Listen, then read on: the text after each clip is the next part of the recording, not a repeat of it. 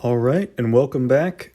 This is the food creation video. So in these 10 minutes, you're going to watch live gameplay, and we're going to create 900 food just by creating orders and adjusting work. So right now, already what we're doing, assigning more dwarves to hunting.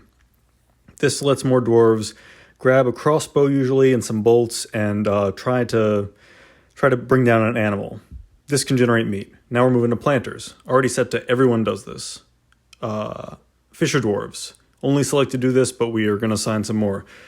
Dwarves love to fish, so you do have to be careful. If you assign everyone, they'll all fish. So, so just assign more. Everyone to plant gathering, more to fishing, more to hunting. Make sure you have butcher shops and fishers, like fish processing workshops. Make sure you have enough barrels. That is the main bottleneck in most situations. Right now I'm brewing, brew from plants, brew from fruit. Will create drink, which your dwarves need, of course. If they're healthy, they won't want to drink water. They'll only want to drink some kind of brew. So right now we're generating more drink. We're sending more dwarves out for more meat. We're sending them out for more fish. And then the next thing I think we're going to do, if I remember correctly, is go to the surface and assign all the plants on the surface for plant gathering at priority 1. Part of what I'm also doing is cutting work orders that don't have to do with food production. If you're in a situation where, your dwarves are starving, this is how you turn hard. You break hard, turn left, whatever, with your fortress to just generate food. And you can already see the count going up. We're building some other workshops that are used to process food. You can see mostly in farming is where you're going to find these. Butcher, fishery, kitchen, all these, and just lets more dwarves take the job and handle it now. I'm checking my others to see if there's any animals that I can specifically target with my squads. That's like hunting, but even more like right now, you're specifically sending dwarves after an animal, and then they'll butcher it after they kill it. It's produces the same effect as hunting, but you can kind of like call when it happens. So I was looking, but there weren't really anything that I saw that seemed worth it, so I gave up on that to force the hunting a little bit more. And then this is where I assign basically everything on the surface through multiple Z levels. I assign it all as gather plant if possible. So now my dwarves are gathering plants. They're turning that plant into drink, even as they gather. We are constantly producing barrels. I cannot overemphasize. You should basically always have a work order making like wooden barrels or some material that's good to make barrels. So this is something that maybe new players won't know.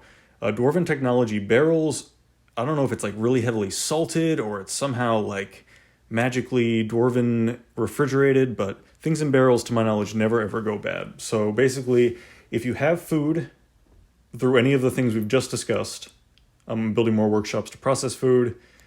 If any of these, if you don't have a barrel, it'll rot and it'll be a problem item. It'll be like refuse. But if you do have it, then a barrel, then that food is good forever. And so then your stockpiles can grow infinitely. You just keep assigning stockpiles that can accept food, have enough barrels, and then every little thing the dwarves do that produces food, if they find a berry, if they accidentally kill a deer while training, anything like that. If they're lazy and they have fishing assigned, so every time you ask them to do anything, they prefer to do fishing, it'll all go towards food and your dwarves will never be hungry. And this can be beneficial to like, I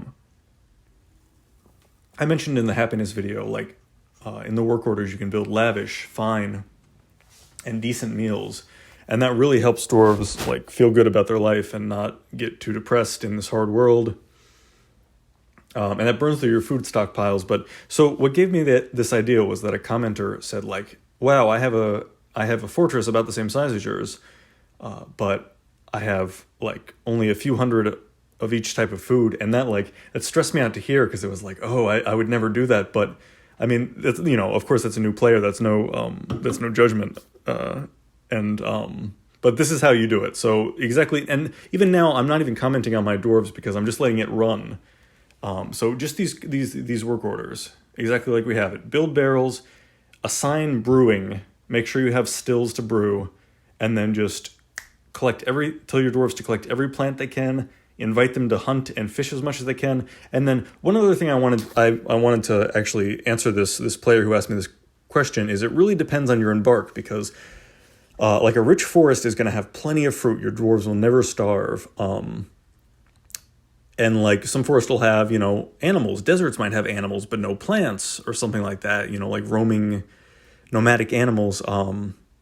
Some places will have fish, some places will have no fish. So you really have to decide how you're going to do it. And the other thing is you can trade. I think I clicked on the trader a few times in here just to make sure I can't quickly get some cheese or some other specialty items, or like hive.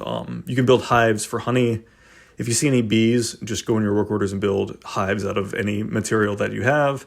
And honey is good. Cheese is good. Cheese you're going to buy from other civilizations until you get down into the caves. And then there's something called dwarven cheese that you'll find out about. But yeah, at this point you can see I'm just kind of milling around. I'm making sure my dwarves aren't doing other things, because that's the thing. If a dwarf is like digging, if you're trying to expand too fast or anything like that, if you're trying to do anything else, it's going to take focus away. So if your dwarves are in like a hungry position and they don't have big stockpiles, like, for me, the way I play, I'm very messy. But my dwarves always have like way more food than they need, because dwarven refrigeration, these barrels are perfect. So, I mean, why not? But it is pretty easy to, here I'm building farms underground. So for those who might not be aware, you can farm on the surface. You can also farm underground. Dwarves are kind of adapted to farm underground. And to farm, you need mud, which means you have to irrigate the area. Basically just flow water over it enough to create mud. And that's kind of circumstantial depending on what this situation is. That first map I showed everyone in the happiness video, the sand plain, it was impossible to farm on the surface, but irrigate underground and you can grow, there's like 4 or 5 classic dwarven crops. That's another thing. I'm just trying to pump my dwarves as hard as I can towards food production in these 9 minutes. And we're about 7 minutes in. And what else? Thank you for listening to my video, everybody.